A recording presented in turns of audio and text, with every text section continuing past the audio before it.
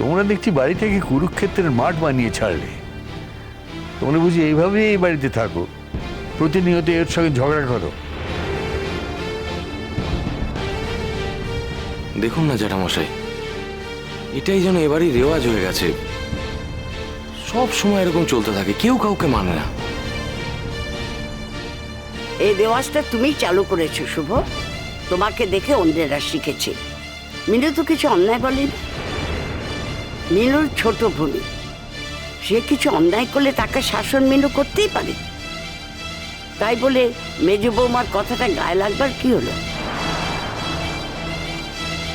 জ্যাঠাবাবু, তুমি যদি কদিন আগে আসতে না, তাহলে আমাদের বাড়িটা না এমন ধারা চিড়িয়াখানা হয়ে যেত নি, জানো তো। সবাই সবাইকে মান্নি করে চলতো, যেমন আমি সবাইকে মান্নি করে চলি। হ্যাঁ হ্যাঁ, তা তো দেখতেই পাচ্ছি, প্রত্যেক মুহূর্তেই তা প্রমাণ পাচ্ছি। তোমাকে তো আমি বড় বলে মনে করিনি, এই জন্য মান্নিও করিনি, সেটা তুমি বুঝতে পারো না। এই তো আমি সোনামাকে মান্নি করি, সোনামার মুখের উপর কোনদিন কথা বলি? আমি জ্যাঠাবাবুকে মান্নি করি, জ্যাঠাবাবুর মুখের উপর কোনদিন কথা কই? খালি কালকেই যখন সোনামা বড় বৌদিকে খাপ খাপ কথা বলছিল, আমার কিন্তু খুব রাগ হচ্ছিল, জানো তো সোনামা। তুমি খবরদার বড় বৌদিকে অমন করে কথা কইবে না। তুমি জানো নি, বড় বৌদিকে খাপ কথা বললে আর পাঁচজনের খুব আনন্দ হয়। হ্যাঁ, আমি তো কোনো অন্যায় কথা বলিনি পারিমা। এ কথা তো ঠিক যে বড় বৌমার অসাবধানতাই আজকে ঠাকুরপোর ভোগান্তি। কিন্তু কে বাড়ি ছাড়ার উপক্রম করছিল বলছিলে? কার কথা বলছো তুমি? আপনি এক্ষুনি জানতে পারবেন জ্যাঠাবাবু, আমি কথাটা নাইবা বললাম।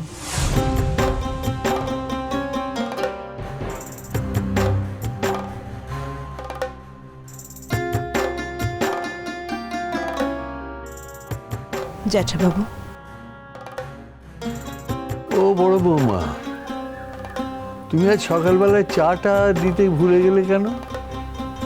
জাগি, মানুষ মাত্রের ভুল হয়, তোমারও একটা ভুল হয়ে গেছে।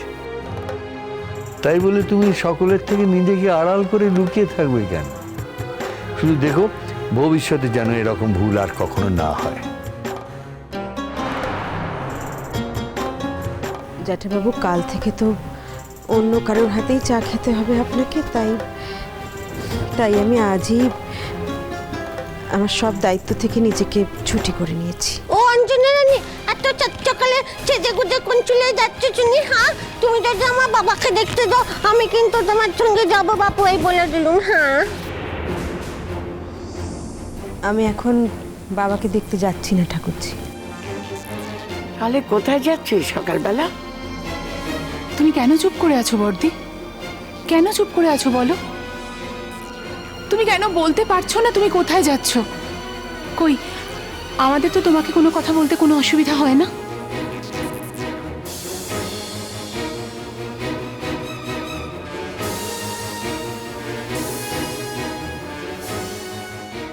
কি ব্যাপার বলো তো বড় বৌমা, তুমি কোথায় যাচ্ছ? মা বোধহয় বাপের বাড়ি যাচ্ছে, দেখছি তো ব্যাগপত্র সব গোছানো হয়েই গেছে। কি তাই না মা? বাড়ির এই অবস্থা, তোমার যদি বাপের বাড়ি যাওয়াটা এতই দরকার ছিল, আমাকে তো একবার বলতে পারতে তুমি। না, লাল ভূমিকে এই বাড়ির সব কাজের দায়িত্ব দিয়েছে, এটা ঠিক কথা। তা বলে এত বড় সংসারের সব কাজও একা একা করতে পারবে? আমাকেও তো সমানে হাত লাগাতে হচ্ছে। তোমার কি যাওয়ার আগে একবারও আমাকে বলা উচিত ছিল না?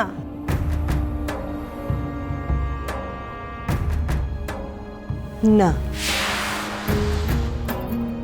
কেন? শ্রীময়ী কি মানুষ নয়? আজকে ওরও তো দরকার হতে পারতো বাপের বাড়ি যাওয়ার জন্য, ও তো যেতে পারতো। বড় বৌদি, ধরো একসঙ্গে দুজন বাপের বাড়ি চলে গেলে তাহলে বাড়িটাকে অচল হয়ে থাকতো। আজ আমি তোমার কোনো কথার কোনো কৈফিয়ত দেব না মেজো ঠাকুরপো। সত্যি কথা বলতে কি, আজ আমি কারোরই কোনো প্রশ্নের উত্তর দেব না বা কৈফিয়ত দেব না। আজ জীবনে প্রথমবার আমি নিজে নিজে একটা সিদ্ধান্ত নিয়েছি এবং সেটা নিতে পেরেছি বলে আমি নিজেই নিজেকে সম্মান জানাচ্ছি। তাই তোমরা মনে করো না যে আজকে অন্যান্য দিনের মতো বাড়ির বড় হোক ছোট হোক সবার কোনো প্রশ্নের উত্তর আমি দেব।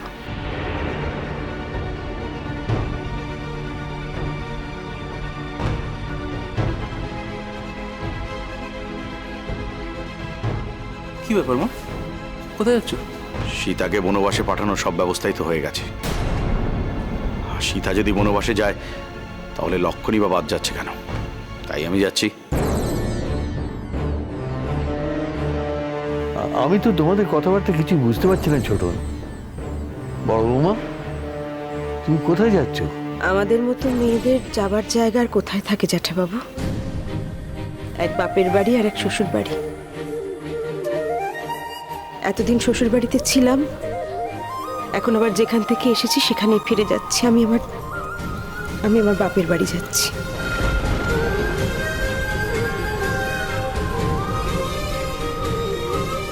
মানে আমি আমার বাপের বাড়ি চলে যাচ্ছি সোনা জেঠি। কি তোমাকে কালকে দুটো কথা বলেছি বলে তুমি তেজ করে বাপের বাড়ি চলে যাচ্ছ? এতখানি স্বাধীন হয়ে গেছো তুমি? তুমি আমাকে যা খুশি তাই বলতে পারো সোনা জেঠি, কিন্তু আমিও তোমাকে বলে দিচ্ছি আজ থেকে আমি এই বাড়িতে আর থাকবো না। বারে বড়বতী, তুমি একটা অন্যায় করেছো, সে বিষয়ে কোনো কথা বলা যাবে না? বললাম তো মেজো ঠাকুরপো, আজ তোমার কোনো কথার কোনো উত্তর আমি দেব না। বৃথা কথা বলছো আমার সঙ্গে। এখন তো আমার মনে হচ্ছে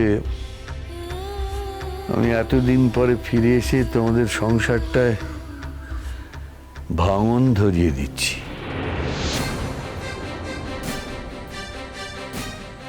জ্যাঠাবাবু, এভাবে কথা বলে আমাকে অপরাধী করবেন না দয়া করে।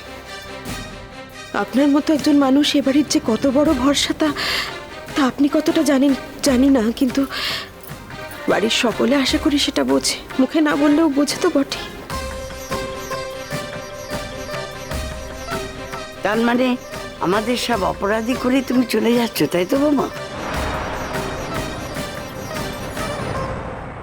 ইস, চলে যাচ্ছে বলেই হলো। হ্যাঁ, খুব পা নাম্বার হয়েছে না? খুব পা নাম্বার হয়েছে। মা নেই বলে খুব পা নাম্বার হয়েছে না? চলে যাচ্ছে বললেই হলো। আমি কোথাও যেতে দেবো না, কোথাও যাবে না। হ্যাঁ, এতদিনে তোমার বড় বৌদির পা সত্যি লম্বা হয়েছে ঠাকুরজি, সত্যি হয়েছে। আর আমি তোমাকে অপরাধী করিনি সোনা জেঠি। দেখো, আমি যদি সত্যি অত বড় একটা ভুল করতাম তাহলে তো অন্য কোনো শ্বশুর বাড়ি হলে আমি আরো কত কিছু বলতো। শুধু এ বাড়ির লোক তোমরা বলেই তো অতটুকু বলে আমায় ছেড়ে দিয়েছো। তাহলে তুমি যে চলে যাচ্ছ বড় বৌমা, যদি তুমি সোনা জেঠির কথায় কষ্ট পেয়ে থাকো তাহলে আমি তাকে বলছি তিনি তোমার কাছে তার ভুল স্বীকার করবেন। জ্যাঠাবাবু, আমাকে আর পাপের ভাগী করবেন না। আমার ওপর যে অভিযোগ আনা হয়েছে সে কাজ আমি করিনি। তার পক্ষে যতই প্রমাণ থাক না কেন আমি তো জানি। তাই আমি 1000 বার বলবো, 100 বার বলবো, ও কাজ আমি করিনি, ও কাজ আমি করতে পারি না। যদি সত্যি ঈশ্বর বলে কেউ থাকেন তাহলে সত্যিটা একদিন প্রমাণ হবে। সেদিন যদি এ বাড়ির লোকজন চায় আমি এ বাড়িতে ফিরে আসি আবার, তাহলে আমি হাসি মুখে ফিরে আসবো জ্যাঠাবাবু। কিন্তু এই অন্যায়ের বোঝা মাথায় নিয়ে আমি এ বাড়িতে থাকতে পারবো না, কিছুতেই না।